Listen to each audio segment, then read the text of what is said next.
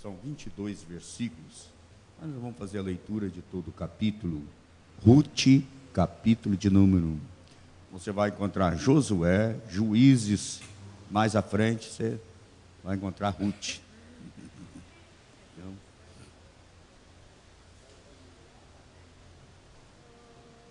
nós vamos estudar sobre o livro de Rute.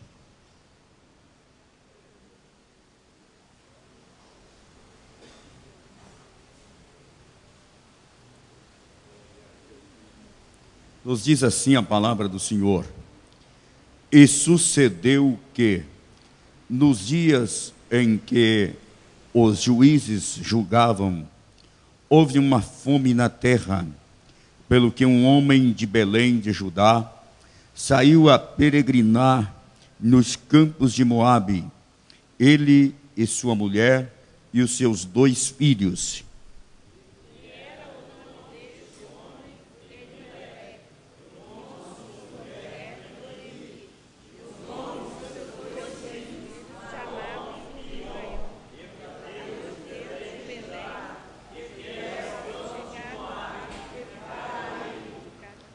E morreu Elimeleque, marido de Noemi, e ficou ela com seus 2 filhos.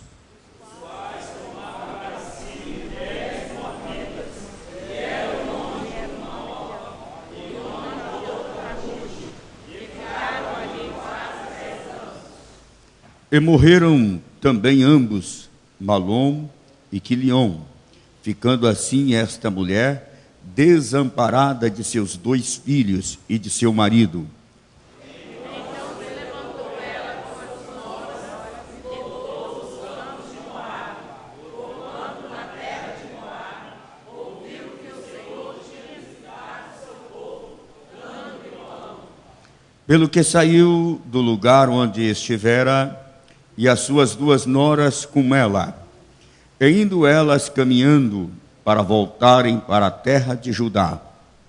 Disse Noemi às suas noras: ide, voltai cada uma à casa de sua mãe, e o Senhor nos poupou de Betlém, como vós achas fortalecidos e ouvidos. O Senhor vos dê que acheis descanso, cada uma em casa de seu marido. E beijando-as elas, levantaram a sua voz e choraram.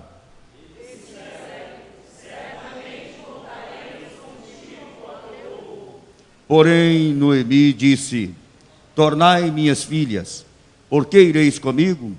Tenho eu ainda no meu ventre mais filhos, para que vos fossem por maridos?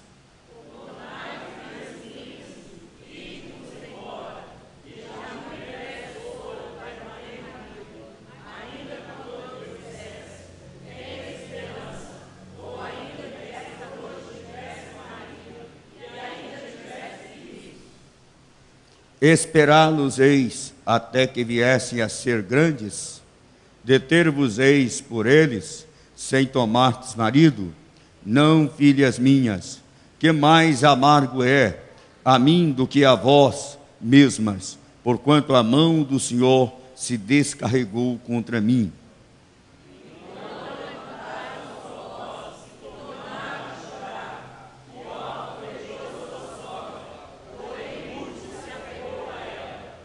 Pelo que disse: eis que voltou tua cunhada ao seu povo e aos seus deuses, volta tu também após a tua cunhada.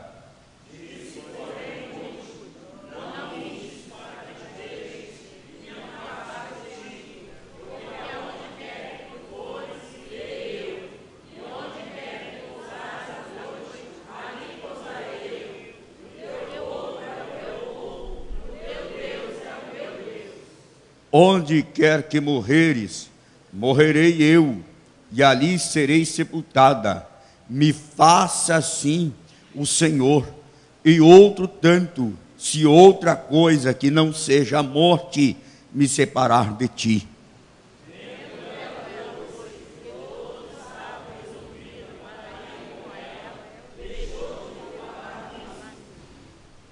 Assim, pois, foram-se ambas até que chegaram a Belém.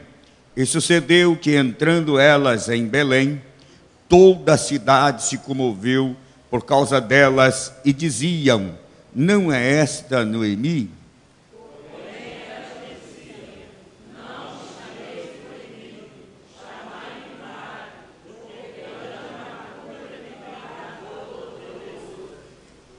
Cheia parti, porém vazia o Senhor me fez tornar.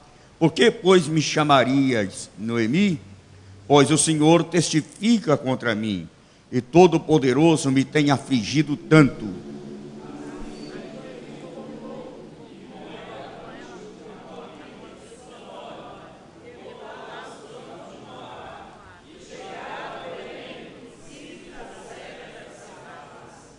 Amém. Podeis vos assentar. Meus amados irmãos, nós vamos começar o estudo hoje sobre Ruth, estudar o livro de Ruth. O livro de Ruth é um livro que a gente tem que estudar ele com algumas perspectivas para entender e dar uma interpretação mais precisa ao livro de Ruth, tendo em vista que, para entender os acontecimentos do livro de Ruth, é preciso ter um conhecimento geral das Escrituras Sagradas. Pois bem, quando nós começamos a falar sobre Ruth, esse livro, ele destaca sobre o seu tema a soberania de Deus. A soberania de Deus. E justamente ao destacar a soberania de Deus, faz-se manifestar a sua graça. Nós vemos que um ato da soberania de Deus manifesta-se a sua graça de forma tremenda neste livro. A ação soberana de Deus, ela é linda, ela é gloriosa, no meio de catástrofe, de desastres, de coisas ruins. Então, a gente percebe aqui que no meio da catástrofe, da destruição, o ato soberano de Deus, ele traz a sua graça de forma abundante. Então veja bem, quando nós falamos sobre Ruth, o nome Ruth significa literalmente amizade ou amiga. Amizade ou amiga. O tempo que esse livro foi escrito, a história, está no período dos juízes. E justamente está a uma data, são datas aproximadas, não são datas precisas. Entre 1375 a 1050 antes de Cristo, viu? 1375 a 1050 antes de Cristo. Quando eu observo aqui os comentários históricos deste livro, existem alguns questionamentos de quem escreveu o livro de Ruth. E a tradição rabínica, ela assegura que foi Samuel quem escreveu o livro de Ruth, e ele foi escrito já na metade do século XI.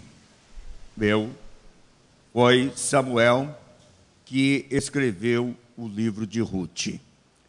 Quando nós começamos a analisar os primeiros versículos, eu gostaria que os irmãos não fechassem a sua Bíblia, acompanhasse a leitura dos versículos de número 1 ao versículo de número 5, acompanha. Nós vamos falando aqui e comentando o assunto de Ruth, porque é muito importante entender no aspecto histórico né? E a linha, o fio de prata, vamos dizer, que existe neste livro, que tem uma conotação profética neste livro. É muito profundo o que nós vamos estudar aqui com relação a Ruth. Veja bem, quando inicia os primeiros versículos do capítulo 1, a história, ela começa assim: e sucedeu que nos dias em que os juízes julgavam Israel, lógico, houve uma fome na terra, pelo que um homem de Belém de Judá, ele saiu a peregrinar nos campos de Moabe, ele e sua mulher e seus 2 filhos. Então, na época de Elimeleque, houve uma grande fome naquela terra, que forçou ele a procurar melhora para sua família. Viu? Veja bem, essa mudança de Elimeleque, ela demonstra aqui o interesse de Elimeleque em buscar a provisão necessária para sua família. Primeiro, quando nós analisamos por esse aspecto, Elimeleque, ele não tem nada que desagrada a Deus, um chefe de família, na primeira instância, vamos dizer assim, ele procurar um lugar melhor e provisão para sua família.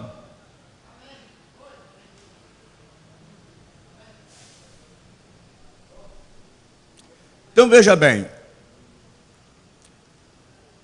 Elimeleque, ele levou a sua família para os campos de Moabe.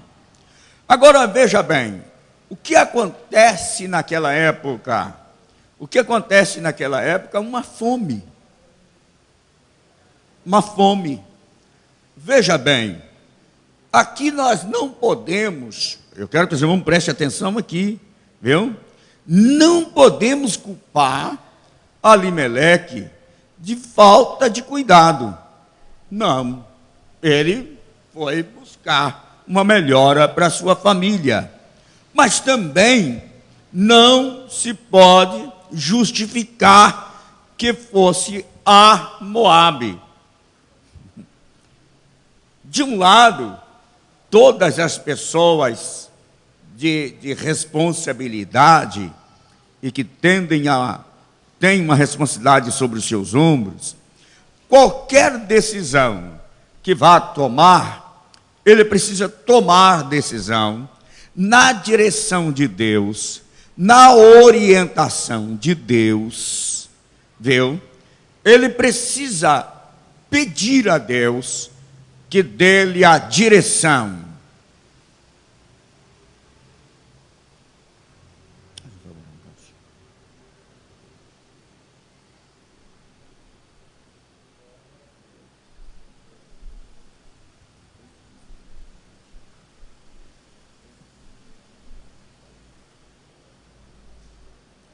Então, veja bem, uma pessoa pode sair, pode mudar, ele pode buscar melhora, mas a pessoa precisa estar sob a direção, a orientação do Espírito Santo. Faz-se uma pergunta: Elimeleque, será que orou? Será que ele pediu a direção de Deus? Será que ele pediu orientação divina? Essa parte nós devemos considerar, que todo servo de Deus, ele precisa sempre, tudo que ele vai fazer. É lógico que nós não vamos exagerar, como alguns exageram. Ele até chega lá diante do filtro e pergunta: Deus, eu posso tomar essa água? Acho que é exagero, né? É uma necessidade que a pessoa tem. Ele deve tomar água, então ele não precisa perguntar a Deus. Então tem coisa que é uma necessidade física que você tem. Já existe uma lei natural que você precisa de cuidar do seu corpo, precisa de uma alimentação, precisa desses cuidados. Mas tudo aquilo que foge das nossas condições, da nossa limitação, é necessário orar, buscar a Deus, pedir a direção de Deus. Aí o seguinte, o que nós entendemos, primeiramente, nesses primeiros versículos aí, mudar de lugar não é a solução. Mudar de lugar não é a solução. Observa que Alimeleque, ele mudou de Belém. Ele foi para os campos de Moabe, uma terra estrangeira, fora dos termos de Israel. Ele mudou, e o que levou ele a mudar foi a fome que assolou o local. E eu faço uma pergunta: melhorou a sua vida historicamente pelo texto aqui? Não. Então entendemos que mudar de lugar não é a solução. A solução é você confiar em Deus, depender de Deus, dos cuidados divinos, crer nele, que no meio da crise, no meio da adversidade, Deus vai prover o que é necessário para a sua vida. A providência de Deus, ela vai manifestar. Então, eu quero que os irmãos observam aqui, em primeiro lugar, eu quero aprofundar aqui agora um pouquinho para você entender. Qual é a questão que envolve um pouco da história do livro de Ruth? Primeiro, antes, eu quero que a igreja entenda e observa, antes da lei, já existia um costume na cultura, e principalmente na cultura dos patriarcas. Eu quero que os irmãos observem isso. Existia um costume na cultura dos patriarcas. Esse costume, ele foi normatizado pela lei na época de Moisés. Antes era apenas um costume na cultura. Posteriormente, isso ganhou uma legalidade pela lei que foi dada por Moisés. Qual era a lei? A lei do levirato. Preste atenção, porque existem alguns pontos neste livro que a pessoa precisa conhecer para entender o que está escrito aqui. Existia a lei do levirato. Depois, uma outra hora, eu vou dar um estudo e vou explicar, porque eu não posso entrar dentro do livro agora, neste ponto aqui, justamente porque senão vai tumultuar um pouco aqui, né? Mas já existia, e mais tarde, essa lei, ela foi normatizada. E justamente, acompanhando esta lei, tinha também uma ordem divina, que existia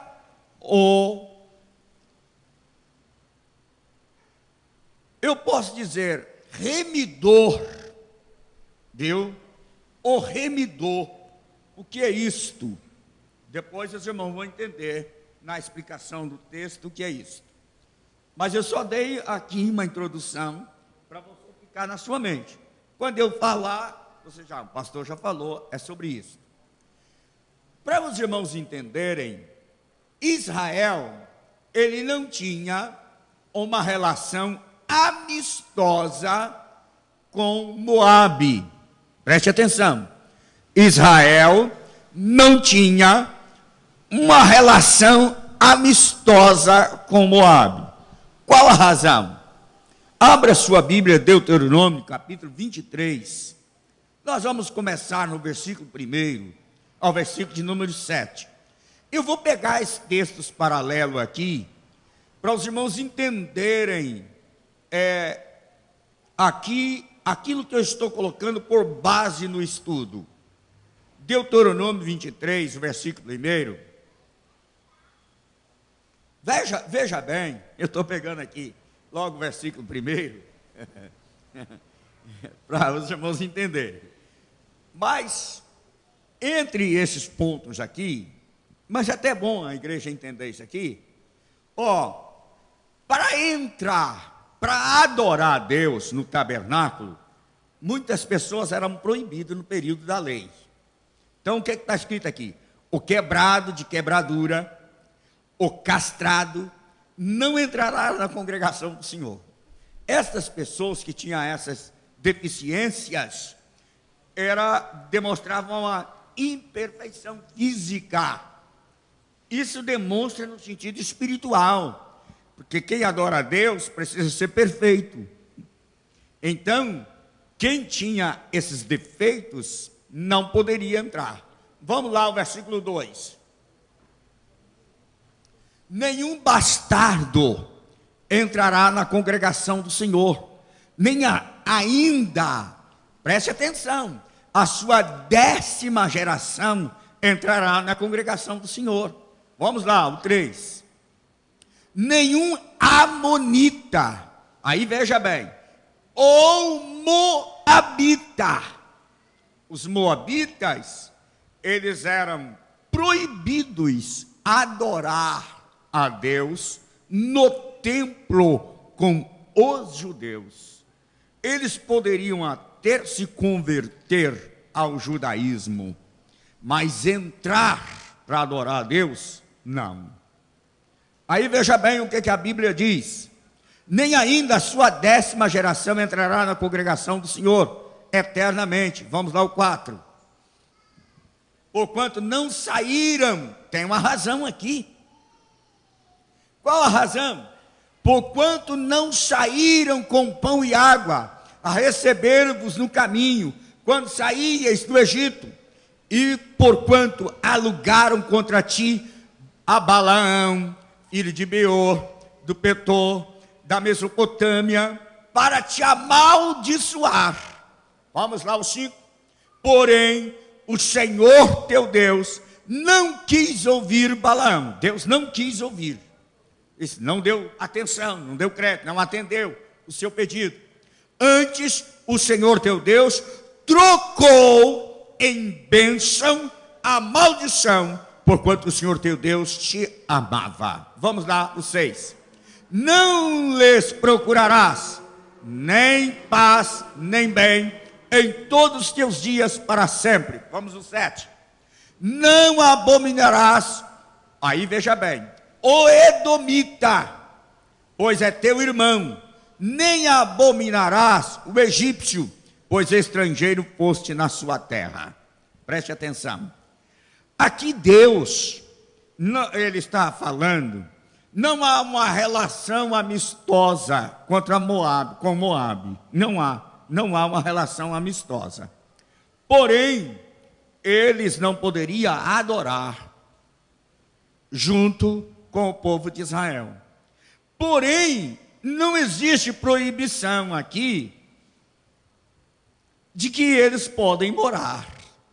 Não existe proibição aqui de casamentos. Não. Existem 7 nações que Deus proibiu relacionamento, casamento, e a ordem era extirpá-los da face da terra.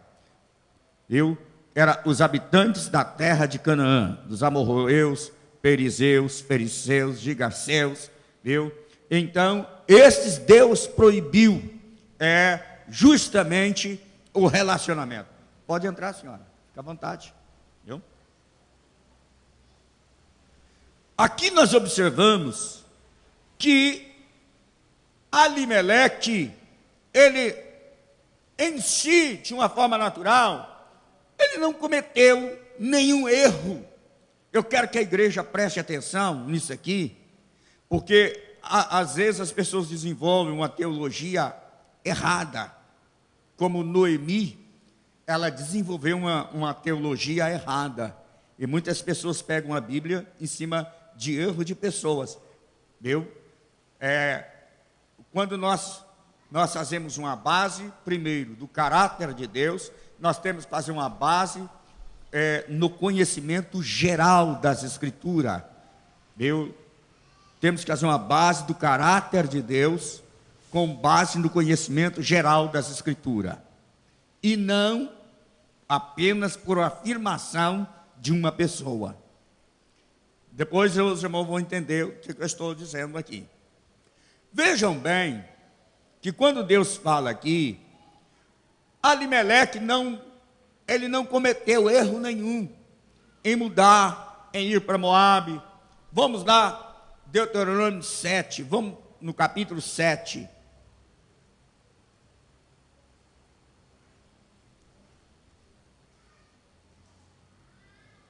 Deuteronômio 7, vamos ler.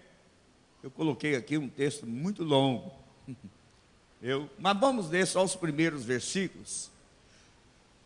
Deus está falando aqui, quando o Senhor teu Deus tiver introduzido na terra, preste atenção, a qual passa a possuir e tiver lançado fora muitas nações, de diante de ti, os heteus, os gigaseus, os amorreus, os cananeus, os perezeus, os heveus e os jebuseus, 7 nações mais numerosas e mais poderosas do que tu.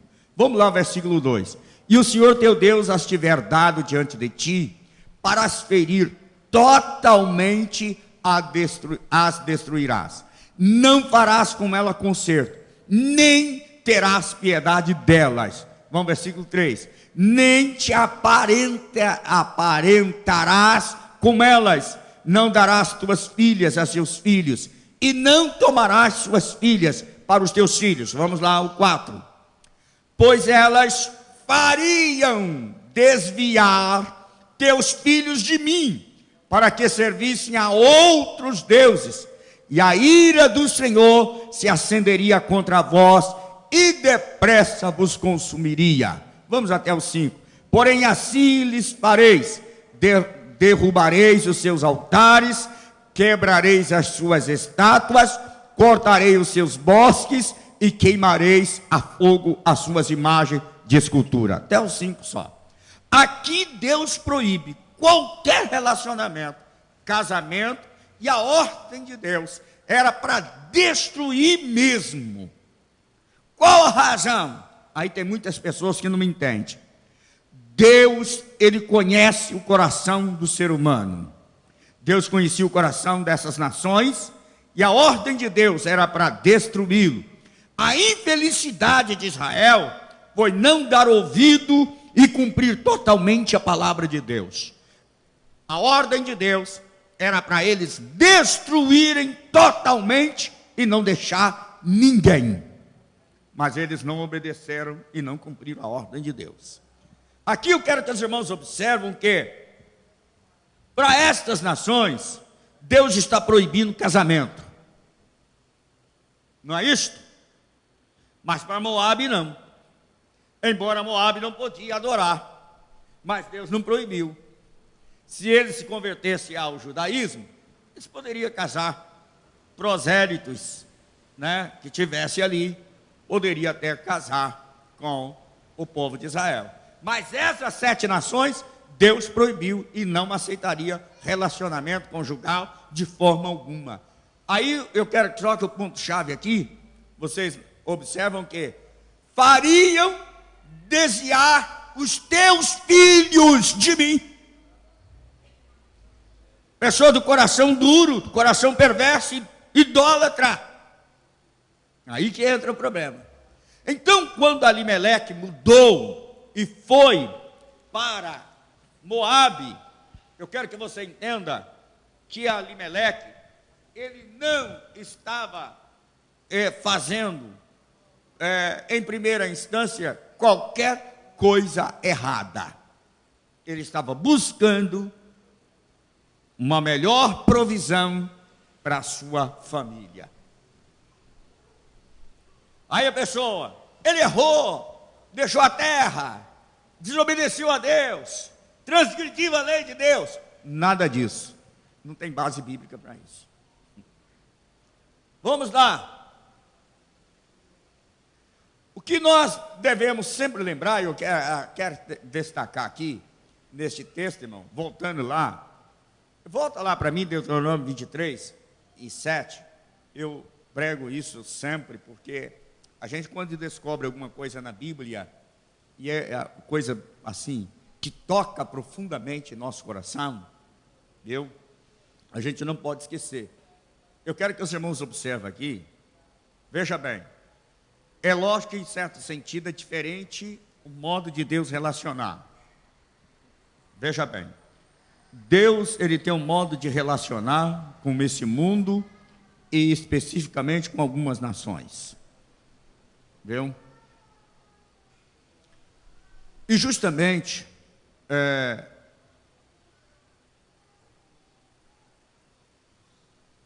faz um favor, irmão Carlos, fica naquela porta ali para mim. Se chegar alguém ali, você recebe, pede para entrar. Fica ali na porta para mim, fazendo um favor.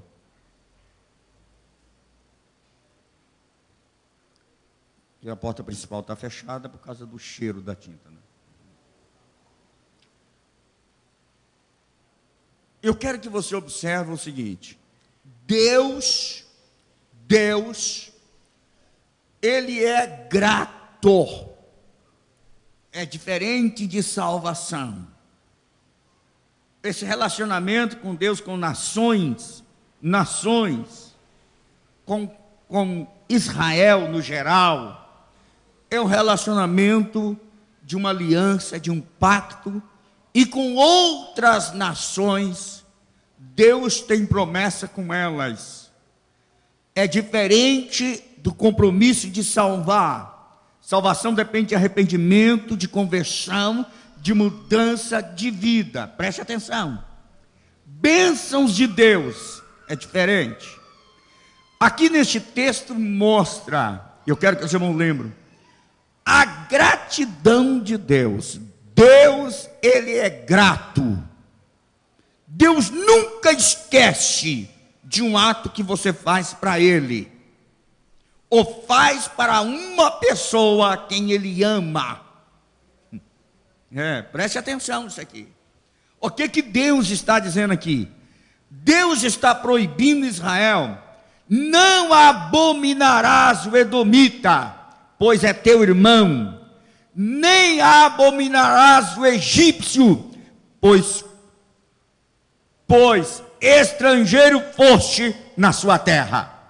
Deus não esquece do Egito, porque Ele abrigou Israel, deu 400 anos, abrigou José, Maria, quando fugiram com Jesus. Deus não esquece do Egito, e vai chegar um dia que Deus vai recompensar a nação egípcia por este ato que Deus fez. E aquelas nações que receberam e abençoaram Israel, por causa disso, meu irmão, que eu não canso nas minhas palavras de proferir bênção para Israel. Viu? E foi depois que o Brasil virou contra Israel, nesse governo, nos últimos anos desse governo, que virou contra Israel, e passou a aprovar as ações, viu, de países comunistas contra Israel, que o Brasil virou essa miséria que está. Porque é uma promessa de Deus abençoar aqueles que abençoam Israel. Deus, Ele é grato. Deus é grato. Então, neste texto, Deus não proíbe casamento com os habitantes de Moab. Por isso, Alimeleque foi tranquilo para Moab. Habitou lá, viveu lá. Lá naquela terra, ele enfrentou tragédia, catástrofe, foi triste. Quando eu observo o versículo 6, nós vamos segunda parte aí, versículo 6, capítulo 1, versículo 6, ao 14. Vamos lá. Então se levantou ela com as suas noras e voltou dos campos de Moabe, porquanto a terra de Moabe ouviu que o Senhor tinha visitado o seu povo, dando-lhe pão. Pelo que saiu do lugar onde estivera, e as suas 2 noras com ela, e indo elas caminhando para voltarem para a terra de Judá. Disse Noemi às suas 2 noras: ide, voltai cada uma à casa de sua mãe, e o Senhor use convosco de benevolência, como vós usaste com os falecidos e comigo. O Senhor vos dê que acheis descanso cada uma em casa de seu marido. E beijando-as, elas levantaram a sua voz e choraram. E disseram-lhe: certamente voltaremos contigo ao teu povo. Porém Noemi disse: tornai, minhas filhas, porque iríeis comigo? Tenho eu ainda no meu ventre mais filhos, para que fossem por maridos? Tornai, filhas minhas, e de vós embora, que já muito velha sou para ter marido. Ainda que eu dissessem: tenho esperança, ou ainda que esta noite tivesse marido, ainda que tivesse filhos, esperá-los íeis até que viesse a ser grandes, deter-vos eis por eles, sem tomardes marido? Não, filhas minhas, que mais amargo é a mim do que a vós mesma, porquanto a mão do Senhor se descarregou contra mim. Então levantaram a sua voz e tornaram a chorar, e Orfa beijou a sua sogra, porém Rute se apegou a ela, pelo que disse: eis que voltou a tua cunhada ao teu povo, aos teus deuses, volta tu também após a tua cunhada. Disse, porém, Rute: não me inste para que te deixe e me afaste de ti, porque aonde quer que tu fores, irei eu, e onde quer que pousares à noite, ali pousarei eu. O teu povo é meu povo, o teu Deus é o meu Deus. É lindo, né? Essa expressão. Quantos casais de noivos, né? Naquele convite tão bonito de casamento, copia esse texto e coloca ali: mas e se apenas de lábios para fora.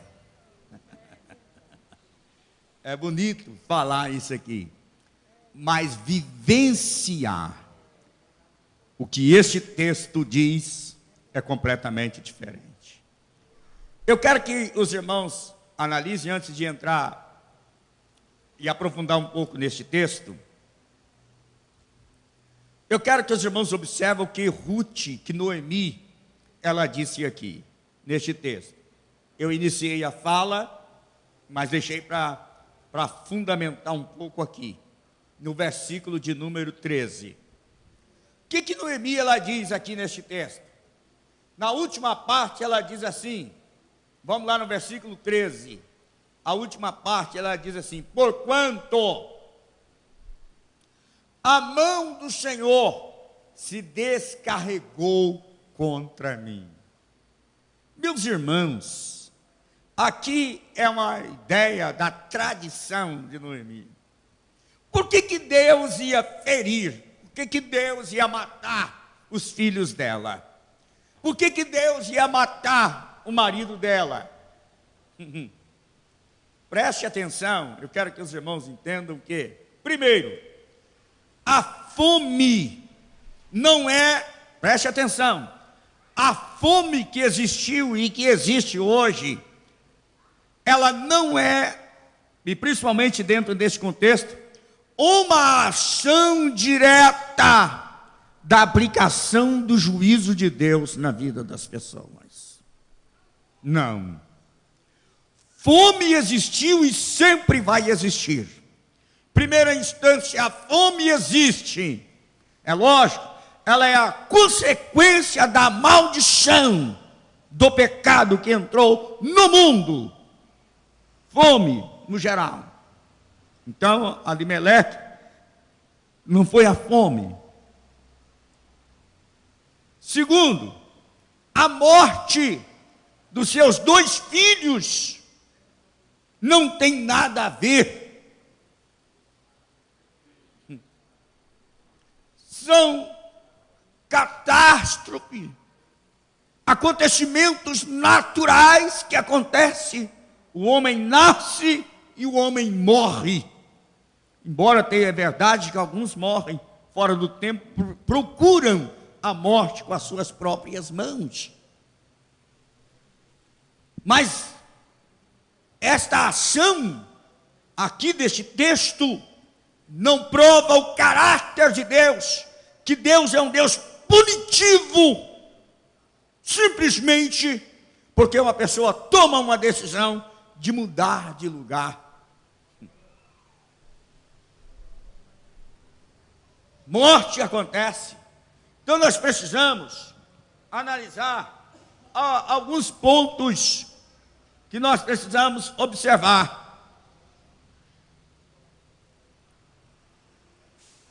Quando eu observo aqui, eu vou destacar alguns pontos aqui, do versículo 6 ao versículo de número 14, para os irmãos entenderem.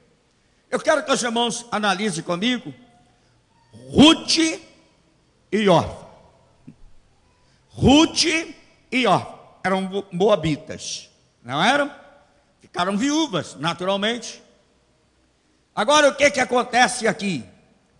Quando eu observo aqui, uma perspectiva da graça de Deus, o que acontece neste texto? Ruth é uma mulher persistente. Não.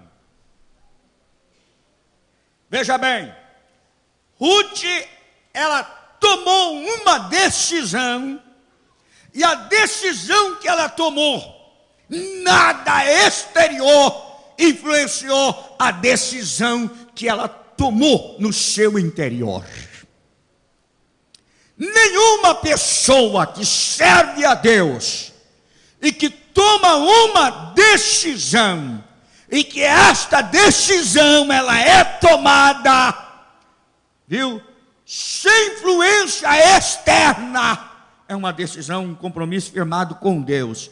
Nada faz essa pessoa mudar, nada faz essa pessoa desistir. Tem pessoas que tomam decisão, mas esta decisão, ela está baseada em alguns fatores externos que irá beneficiar. E quando isso não funciona, aí essa decisão já não é tão firme, ela é por conveniência. Eu quero que os irmãos observem aqui acontece algo. Primeiro, quando eles saíram de Belém, Noemi e Abimeleque, eles saíram de um lugar que Deus tem um propósito com esse lugar até hoje, Belém. Aqui significa graça. Eles foram para Moabe, é um lugar de misericórdia. Sobreviveram por misericórdia. Saíram da graça para viver sobre a misericórdia. Se não fosse a misericórdia de Deus, não teria sobrevivido. Aí entenda bem, quando Noemi ficou viúva, e as suas noras também, Noemi tomou uma decisão. Qual é a decisão? Sair de Moabe, sair da dependência da misericórdia e voltar para Belém, para a graça de Deus.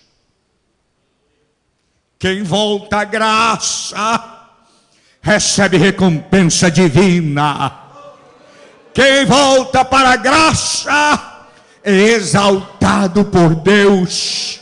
Se hoje você está vivendo só na misericórdia, Deus te chama para você sair debaixo da misericórdia e vir para a graça dele, porque quem vive na graça recebe recompensa divina. Noemi, ela saiu, e quando ela sai, as duas noras acompanham. Não é isso o texto diz? Pode observar o texto. Ruth e Orfa acompanham, mas quando chega a uma certa altura do caminho, Noemi para e dá um conselho a elas: volte para a sua terra, volte para os seus deuses. Espera lá. Mas Noemi está dando um mau conselho. Você sabe por quê? Preste atenção.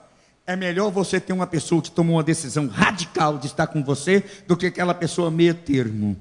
Está e não está. É melhor você ter uma pessoa do seu lado decidida a sofrer, a chorar, a enfrentar luta e dissabores com você, do que aquela pessoa que uma hora está, mas daqui a pouco você tem que carregar ela e ela não está pronta para sofrer com você. Noemi colocou à prova elas.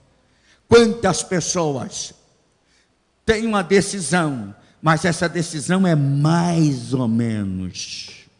Eles são convencidos a amar a Jesus, mas quando Jesus diz assim, ó, tem uma cruz para carregar, ele disse: não, Senhor, eu te amo, mas não estou disposto a carregar a cruz. São crente órfã. Crente órfã. Ama, eu te amo, minha sogra, você é uma bênção. Mas quando chega na hora de pagar o preço, não, deixa eu voltar para os meus deuses. Mas Ruth, ela disse: não insiste comigo, não fala mais esse negócio comigo. Onde tu fores, irei eu, onde tu morreres, morrerei eu. O teu Deus é o meu Deus, o teu povo será o meu povo. Eu estou pronto, eu quero ser sepultada aonde você for sepultada. Pensa que isso não agrada a Deus? Deus ouviu lá no céu e disse: esta é abençoada, é bem-aventurada. Veja bem, eu gostaria até que você escrevesse isso aí. A decisão correta é que determina o seu futuro. Você toma uma decisão hoje, ainda que ela é amarga, ainda que você tem que abrir mão de alguma coisa, mas é esta decisão que você toma hoje é que vai determinar o seu futuro. Se Ruth não tivesse tomado aquela decisão de olhar para Noemi e expressar uma palavra de lealdade, de fidelidade, de sinceridade, o seu futuro seria um futuro péssimo e de destruição e de derrota. Que tipo de futuro você quer para a sua vida? Que tipo de futuro você quer? Então decide hoje. E futuro garantido, eu quero dizer, só Deus pode dar, mais ninguém. Então decide o lado de Deus. Decide pela fidelidade de Deus.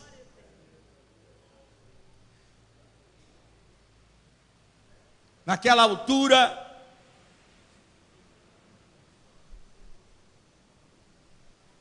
veja bem, quando eu observo aqui, Noemi volta, e quando ela está voltando, triste, ela mudou o seu nome de Mara, que é amargura, amargurada. E aí eu quero que você entenda aqui, eu quero destacar um pouco neste texto, para você entender, que tudo que acontece com ela, ela atribui a Deus.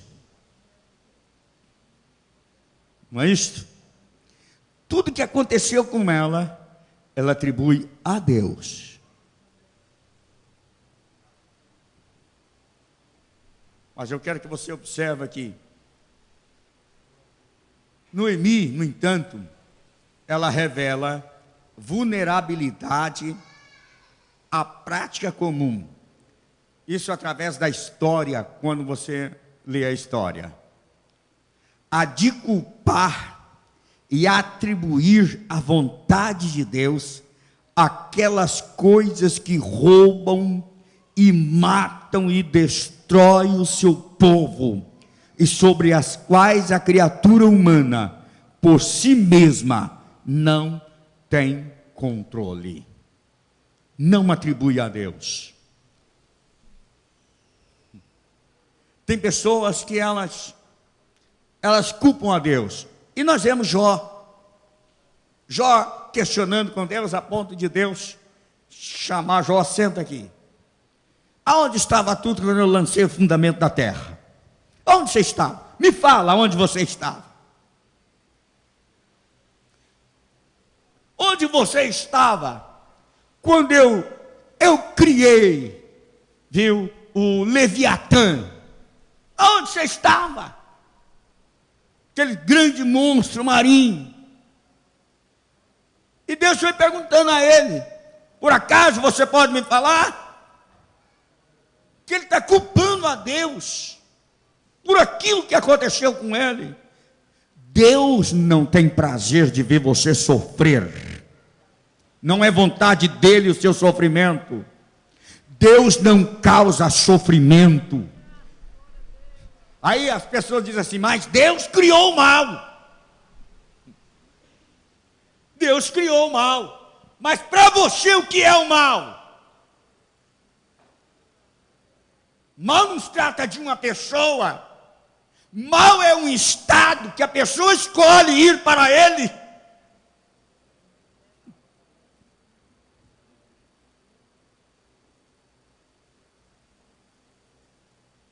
Aí você escolhe. E nós estamos sujeitos a desgastes naturais, por consequência da queda do homem lá no passado.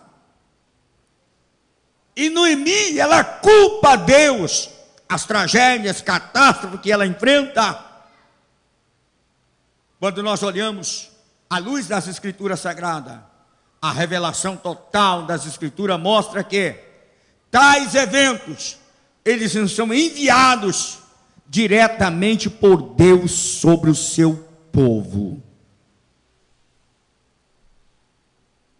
Ao invés disso, eles são, primeiro, eu quero que você observe isso aqui: o fruto da maldição geral, como consequência da queda do ser humano. Eu vou repetir: o fruto da maldição geral, como consequência da queda do ser humano.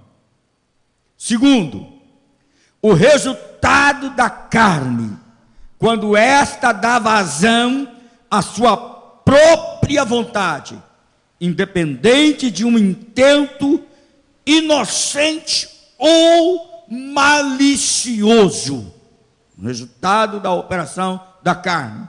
Terceiro, o esforço direto e destruidor do nosso adversário, o diabo. A Bíblia já diz, João 10:10, ele veio para matar, para roubar e para destruir. Aí tem pessoas que pensam: não, Deus vai te colocar lá no hospital só para te ver sofrer. Nada. Deus não faz isso. Deus vai te castigar, porque Ele quer ver você sofrer. Deus não é sádico. Mas aí, a ideia dela, que ela concebe, é essa aqui. Mas quando nós chegamos aqui,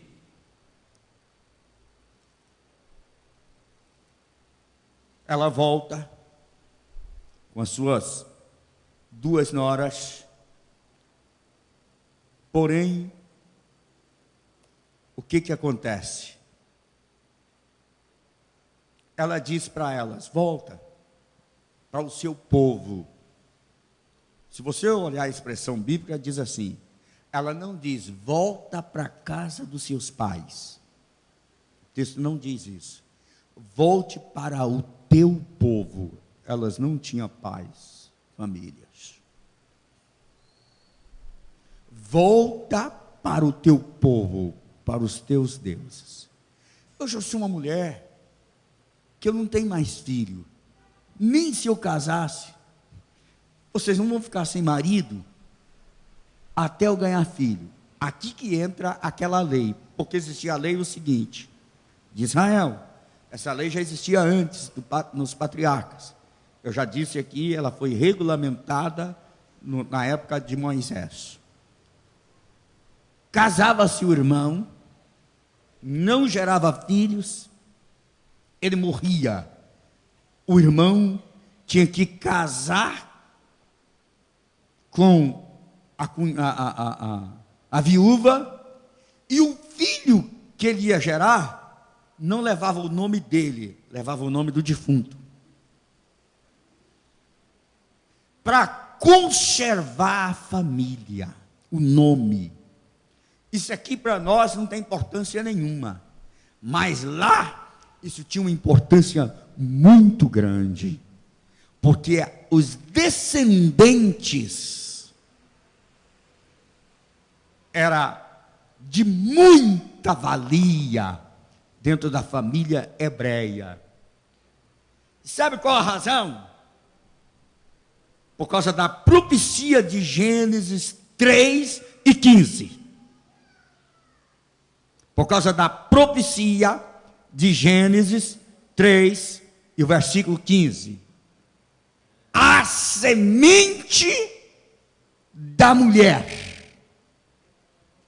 Então aquela família que não suscitava filhos, o irmão casava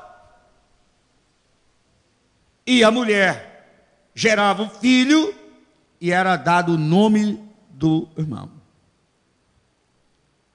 Então tinha um valor muito grande a geração de filhos e a perpetuidade do nome da família. Isso tinha um valor ao extremo. Isso era projeto de Deus, viu, irmãos? Como Orfa e Ruth ficaram viúvas, não tinha filhos, se Noemi tivesse filhos, é lógico que elas iam esperar crescer para casar com eles, para suscitar filhos aos descendentes. Por isso que aí ela diz: eu não tenho mais condições de ter filho, eu não tenho mais marido, volte. Mas agora, aqui que entra o segredo da coisa.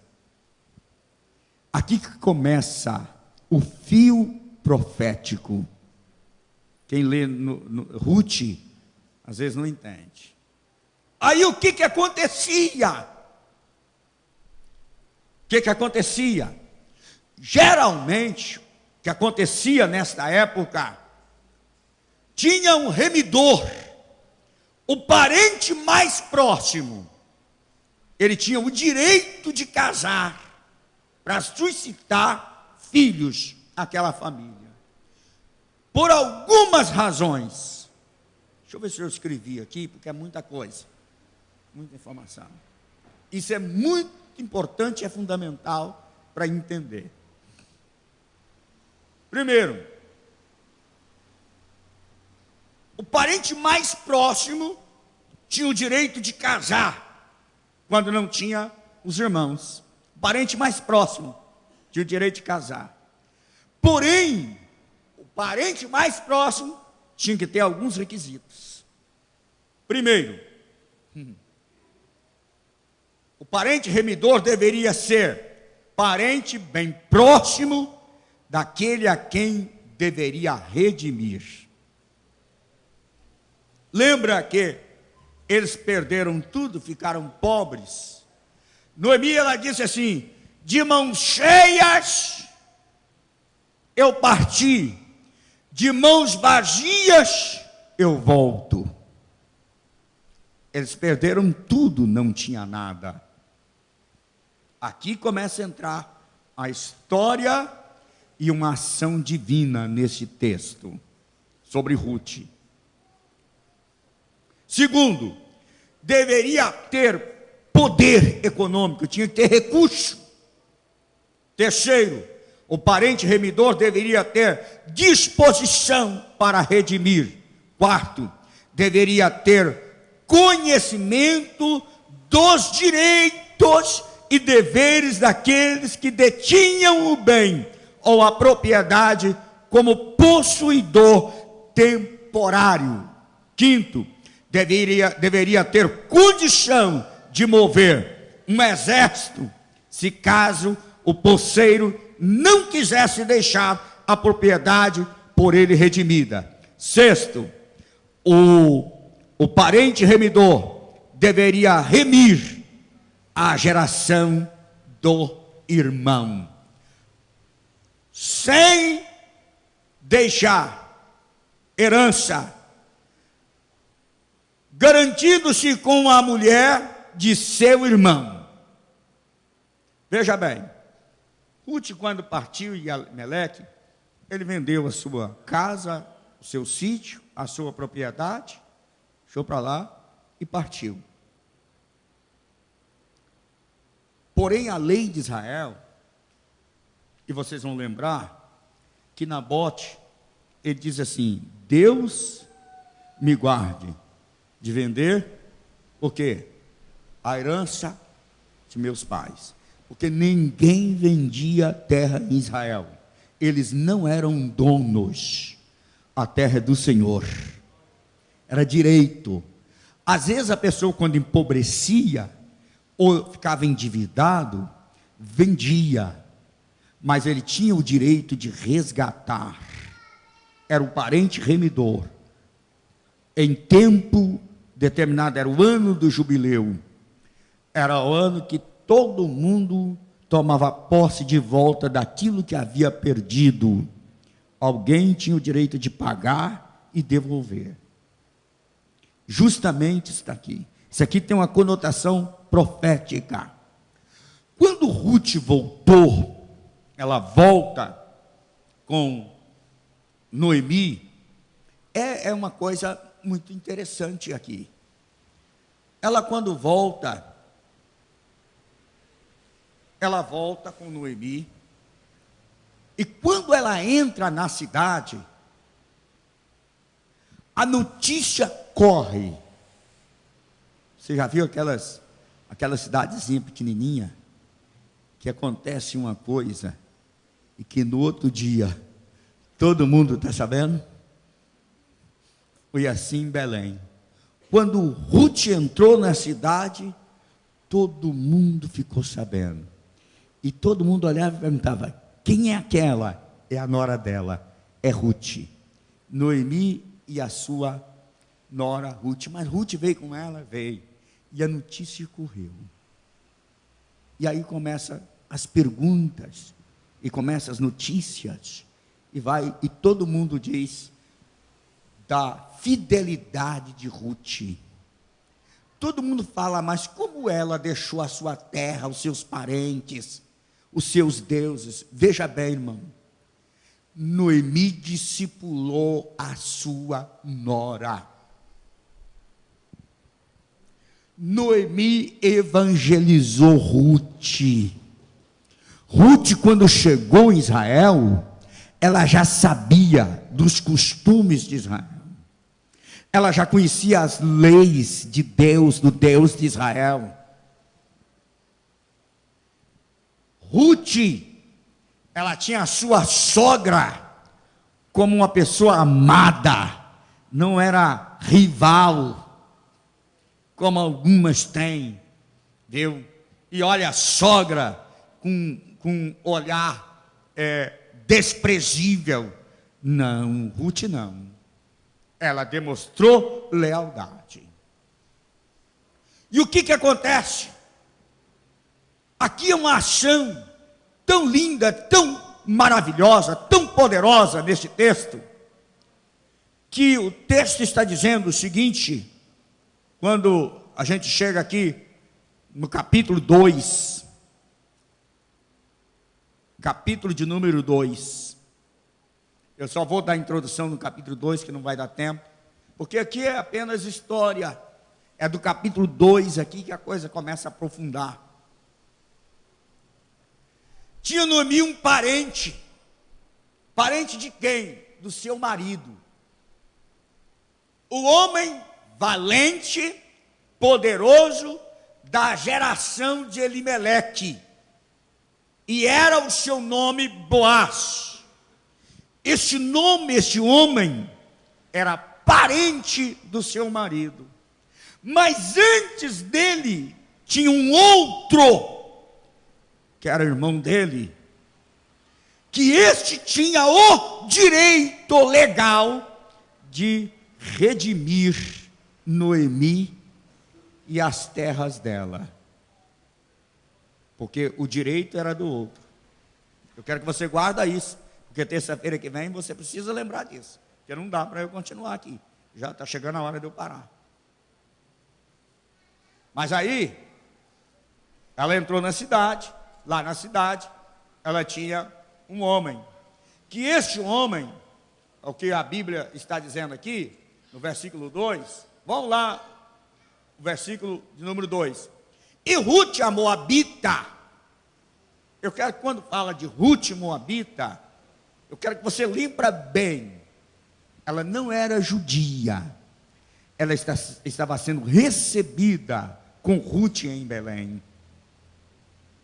Aqui, Ruth, eu já vou começar aqui.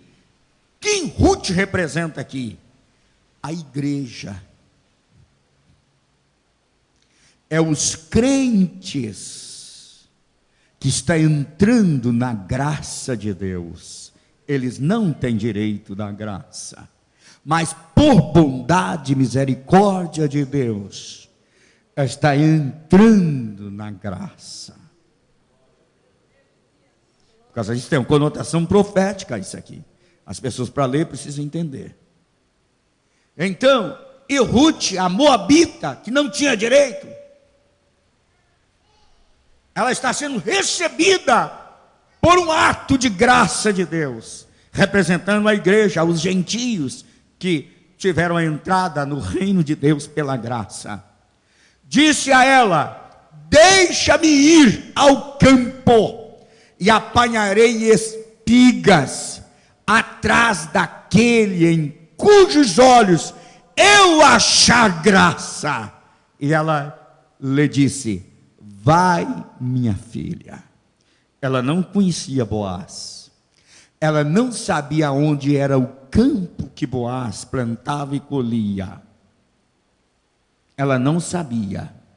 Mas existe uma coisa, ela já sabia, que na lei de Israel, quando fazia cega, preste atenção, cega, a colheita, era mandamento não colher os cantos, porque ficava para os pobres, aqueles que não tinham nada. Eles podiam ter certeza que ia lá, que tinha alguma coisa lá, que foi deixado pela bondade, a misericórdia de Deus.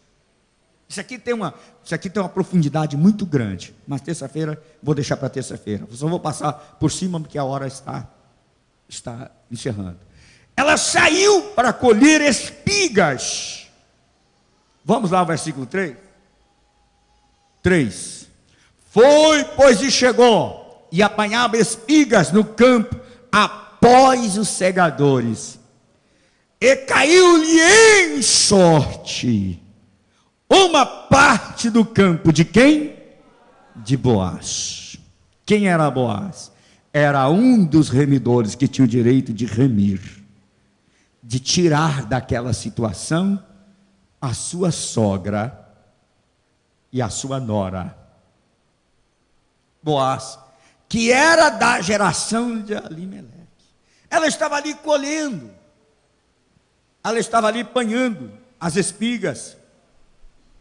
Você sabe o que isso significa? Eu vou dar uma explicação rápida aqui, e vou deixar para Noemi aqui, porque se eu falasse só historicamente, só uma explicação histórica, eu ia deixar a conotação profética para trás. Mas eu já estou especificando para a igreja, para os irmãos entendendo. Profeticamente aqui, Noemi, ela representa, Ruth, ela representa os pregadores da última hora. pregadores da última hora. Veja bem o que acontece. A colheita já foi. E quem pega o resto que fica atrás?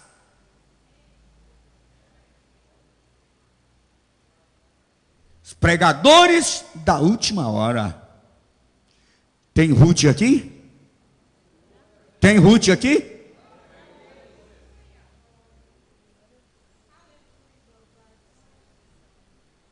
Preste atenção. A colheita já foi. Ela está acontecendo. Ruth veio atrás colhendo. Agora veja bem, irmãos. Aqui tem 2 remidores. O segundo não aparece. Ele aparece no texto? Não aparece. Mas tem. Mais à frente você vai ver que tem.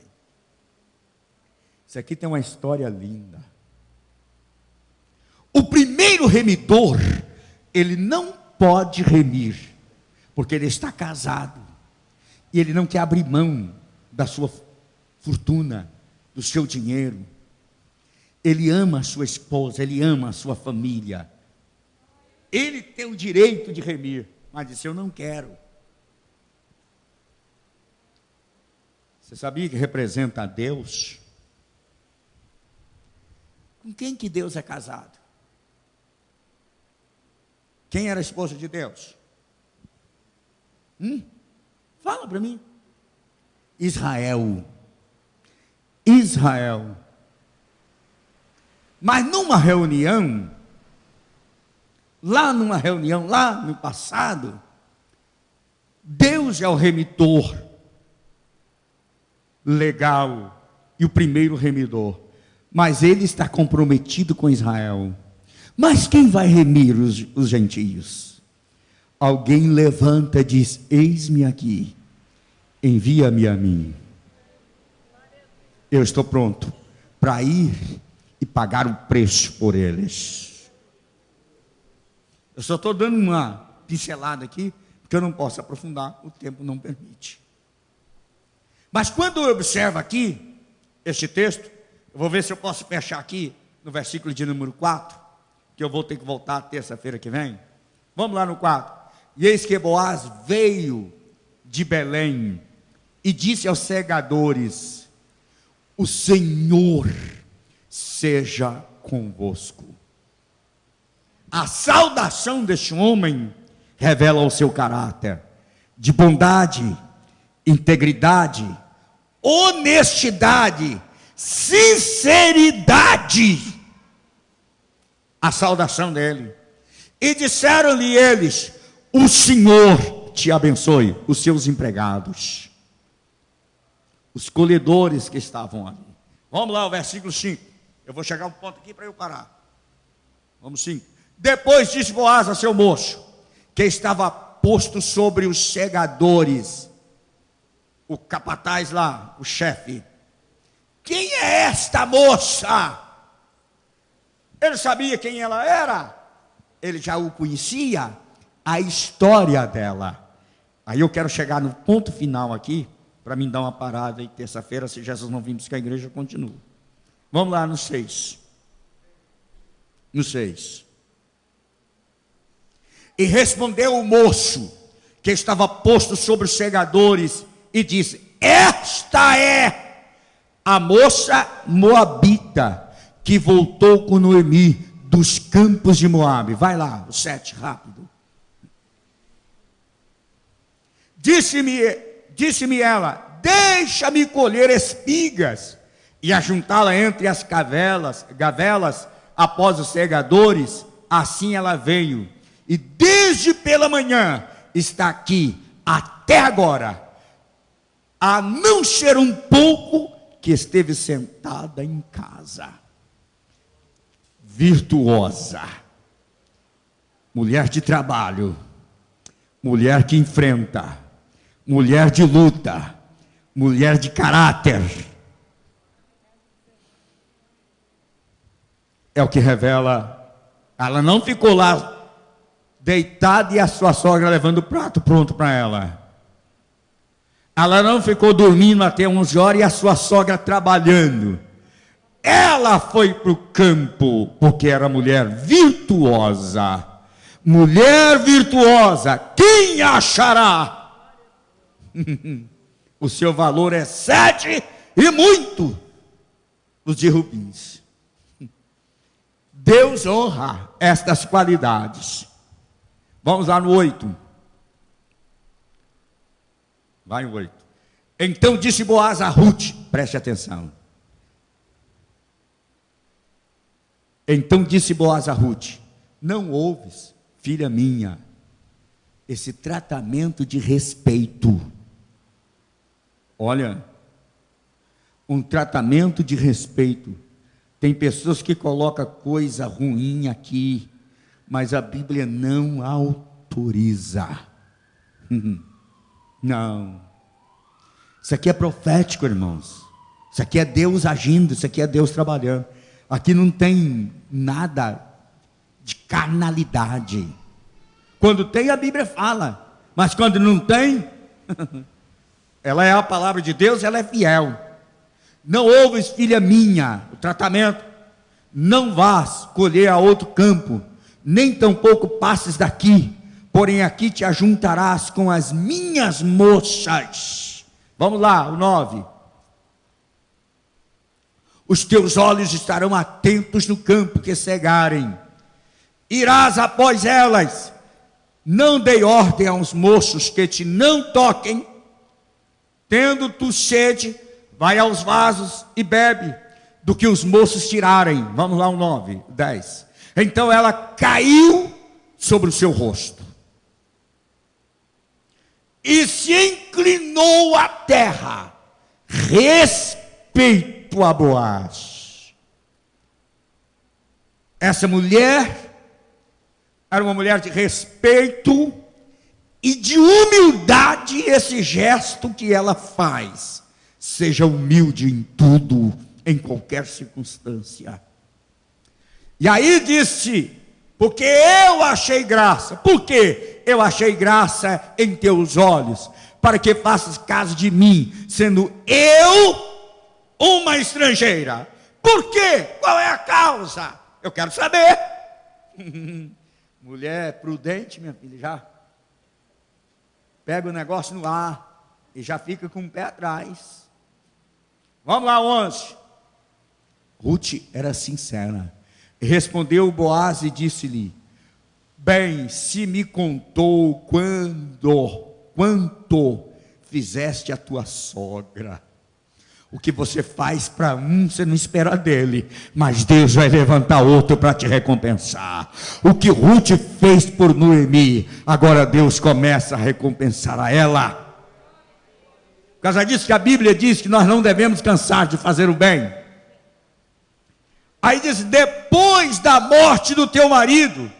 Aí disse, ó, o que ela deixou? Deixaste o teu pai, deixaste a tua mãe, deixaste a tua terra, onde nasceste, e vieste para um povo que dantes não conheceste.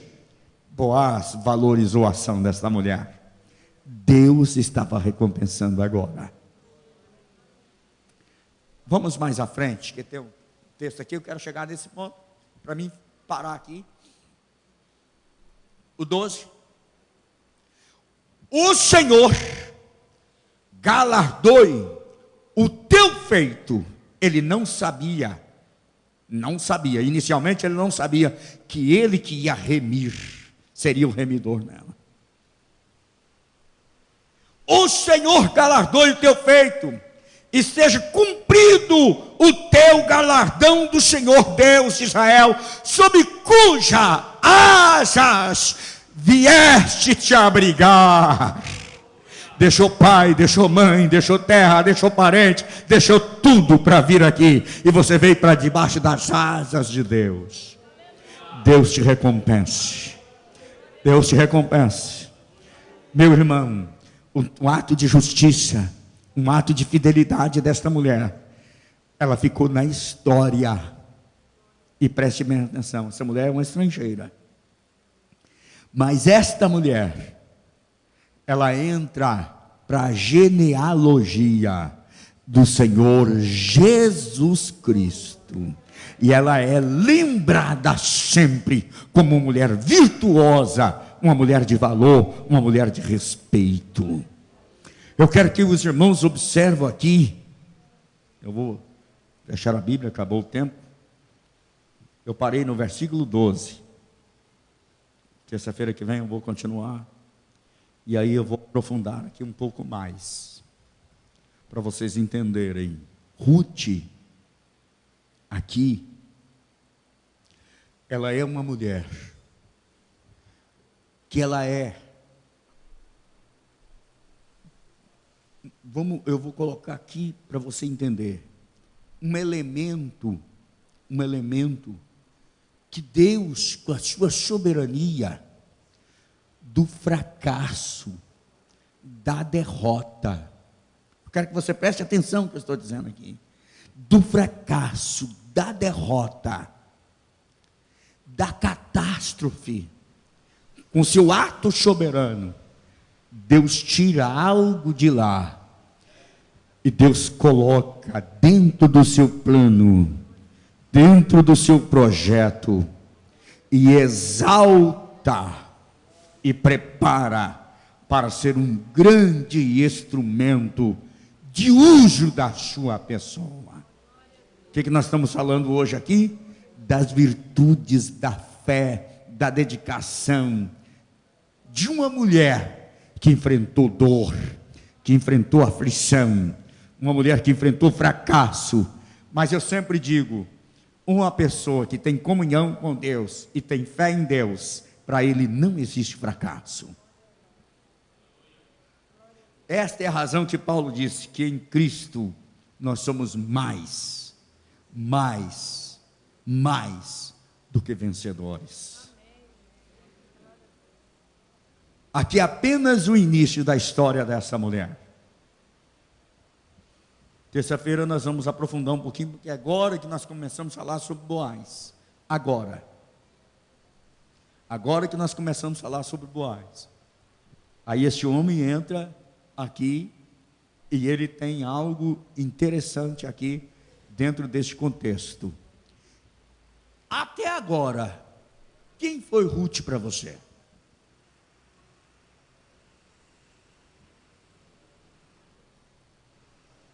Para você, o que é Ruth?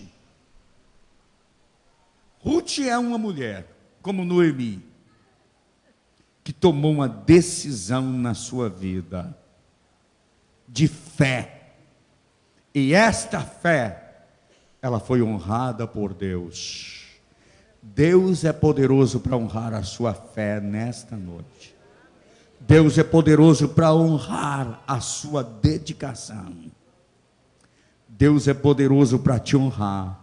Talvez hoje você chora, talvez hoje você sofre, você não tem compreensão do que você está passando, mas Deus vai pegar todas essas aflições, Deus vai pegar todas essas dores, Deus vai pegar todo esse sofrimento, e Deus vai transformar isto em louvor, em glória e honra ao seu santo e majestoso nome.